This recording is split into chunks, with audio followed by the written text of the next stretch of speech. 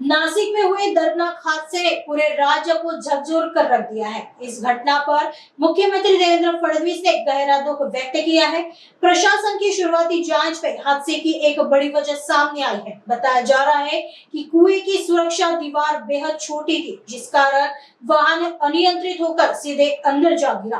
Cabinet मंत्री गिरीश महाजन ने खुद घटनास्थल का दौरा कर स्थिति का जायजा लिया है और पीड़ितों को ढाढ़स बंधा है। इस घटना के बाद फडणवीस सरकार एक्शन मोड में है। राज्य भर में सड़कों के किनारे स्थित सभी कुओं के तत्काल सुरक्षा ऑडिट के आदेश दे दिए गए हैं, ताकि भविष्य में ऐसा कोई हादसा न हो। वहीं दूसरी तरफ महाराष्ट्र की सियासत में बारामती उपचुनाव को लेकर एक बड़ा मोड़ आया है।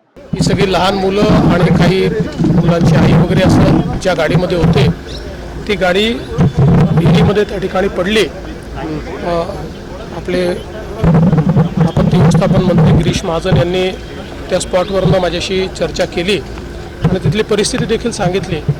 खरं म्हणजे इतक्या लहान मुलांचं असं निधन होणं यापेक्षा अधिक आक्रोश आणि दुःख दुसरं कुठलंच असू शकत नाही। ती जी विहीर आहे त्याला अतिशय छोटा कठडा होता आणि ती कुठेतरी मध्यभागी अशा प्रकारे ती विहीर होती आणि त्यामुळे ही घटना घडल्याचं प्रथम दर्शनी त्या ठिकाणी लक्षात येत आहे। पहिल्यांदा तर या संपूर्ण कुटुंबांच्या प्रति मी संवेदना व्यक्त करतो।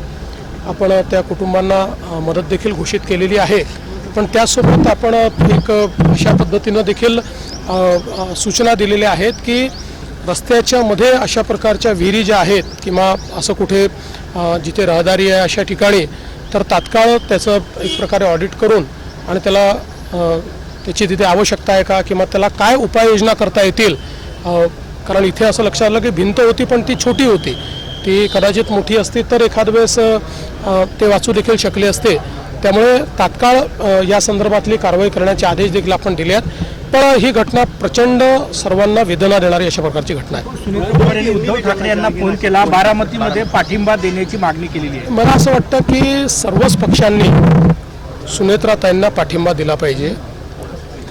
माझी अशी सर्वांना विनंती असेल की ही पोटनिवडणूक बिनविरोध झाली तर महाराष्ट्राला साजेशी अशा पद्धतीनं ही परिस्थिती होईल।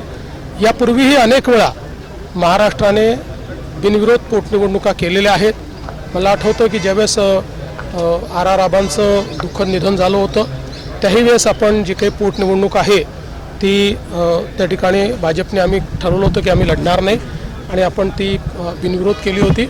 मला असं वाटतं सगळ्या पक्षांनी मन मोठं करून बिनविरोध निवडणूक केली पाहिजे। सोशल मीडिया प्रकरणामध्ये